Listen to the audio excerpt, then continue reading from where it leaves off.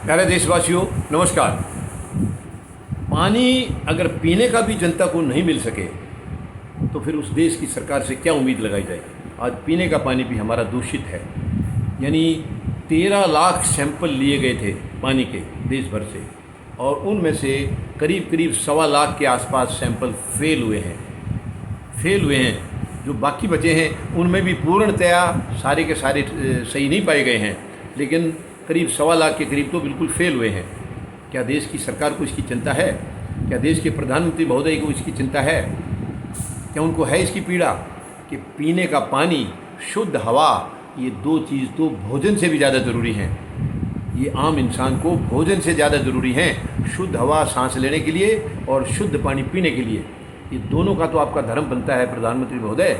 ये तो कुदरत की तरफ से आ रही हैं, इनको तो कोई आप बना के नहीं दे रहे हैं। लेकिन आप केवल इसका रख रखाव नहीं कर सकते हैं, आप ये शुद्धता में नहीं दे सकते हैं देशवासियों को। तो आप क्या देंगे? रोटी की तो छोड़ दीजिए, रोटी तो आप सबकी छीनने में लगे हुए हैं। रोटी आप पहले दिन से, जिस दिन से आए हैं, छीनने में लगे हैं। क्योंकि ये जो उद्योग घरानों के साथ आपके जो रिश्ते हैं, ये बहुत ही खतरनाक रिश्ते हैं प्रधानमंत्री महोदय।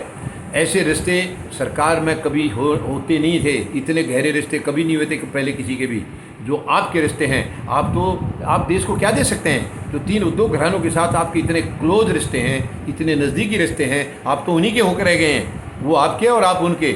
आप देश को क्या देंगे? तो ये पानी की शिकायत क्या आप तक पहुँची है प्रधानमंत्री महोदय? क्या आपने जानने की कोशिश की है कि देश में पीने के पानी की हालत कैसी है? बताओ, जनता क्या आपसे क्या उम्मीद लगाए? आप कम से कम शुद्ध हवा, यानी प्रदूषण रहित शुद्ध हवा और शुद्ध पानी पीने का ये तो आप दे दीजिए। ये तो आप कहीं घर से नहीं ला रहे हो, ये तो आप कहीं से खरीद के नहीं ला रहे हो, ये तो परमात्मा दे रहा है।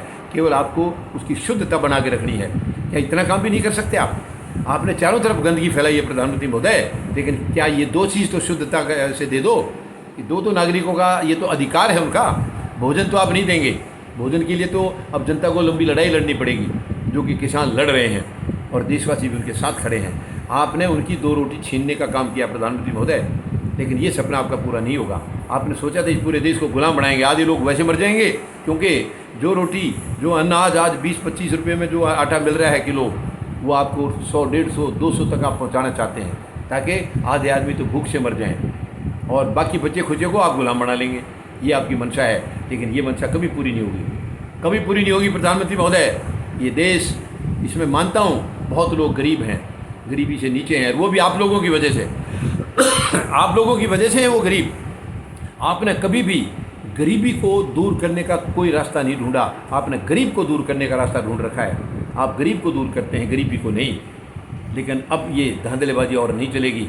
फौजी जनता पार्टी का संकल्प है कि हम गरीबी को दूर करेंगे, गरीब को नहीं, गरीबी को दूर करेंगे।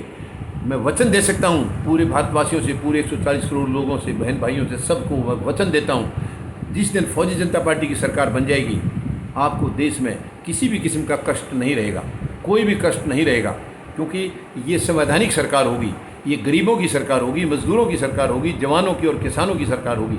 ये संवैधानिक सरकार होगी और ये बैलेट पेपर से चुनकर आएगी, ईवीएम से नहीं। ये जनता की सरकार होगी, सबके हितों का, सबके दुख सुखों का ये ध्यान रखने वाली सरकार होगी। ये हर चीज़ सुविधा के मुताबिक जो भी इंसान को चाहिए जीवन जीने के लिए, जो भी सुविधाएं चाहिए, वो सब कुछ फौजी जनता पार्टी देगी। और ये देने के लिए फौजी जनता पार्टी को कहीं से कर्ज नहीं लेना पड़ेगा। केवल एक ही काम करना पड़ेगा। जो चोरी आज हो रही है, जो आज की सरकार कर रही है, इस चोरी को बंद करना होगा। इस चोरी को फौजी जनता पार्टी बंद करेगी, उसके बाद दौलत की देश में कमी नहीं है। दौलत बहुत है देश में पैसे की कमी नहीं है। अगर देश में कमी है तो शराफत और ईमानदारी की है, इच्छा शक्ति की कमी है सरकारों के अंदर।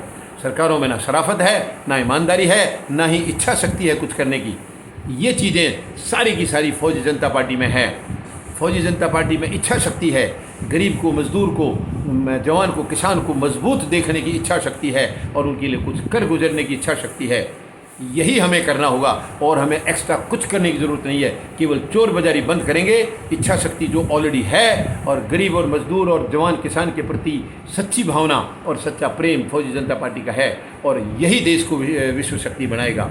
जिस दिन, यानी गरीब जिस दिन प्रशासन का हिस्सा हो जाएगा, उस दिन देश को कोई रोक नहीं सकता है। आज गरीब को तो आप देखना नहीं चाहते, गरीब को तो आप कदम कदम पर उसको ठोकर मार रहे हैं, कदम कदम पर आप रोजाना मार रहे हैं गरीब को। नहीं प्रधानमंत्री महोदय, ये नहीं चलेगा, ये नहीं चलेगा।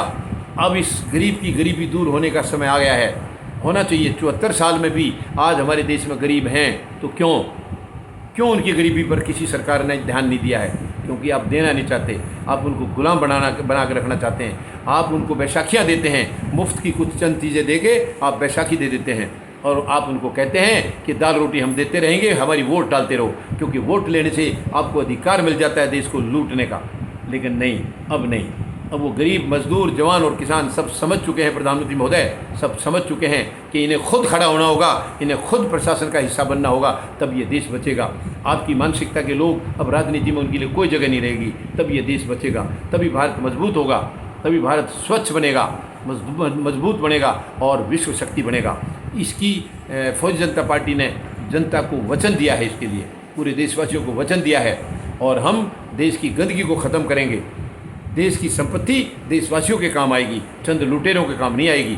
देश के संसाधन देशवासियों के काम आएंगे, उस गरीब, मजदूर, जवान, किसान के काम आएंगे, वो किसी बाहर वाले के नहीं या चंद उद्योग घरानों के नहीं। उनको मालिक नहीं बनाया जाएगा इन चीज़ों का।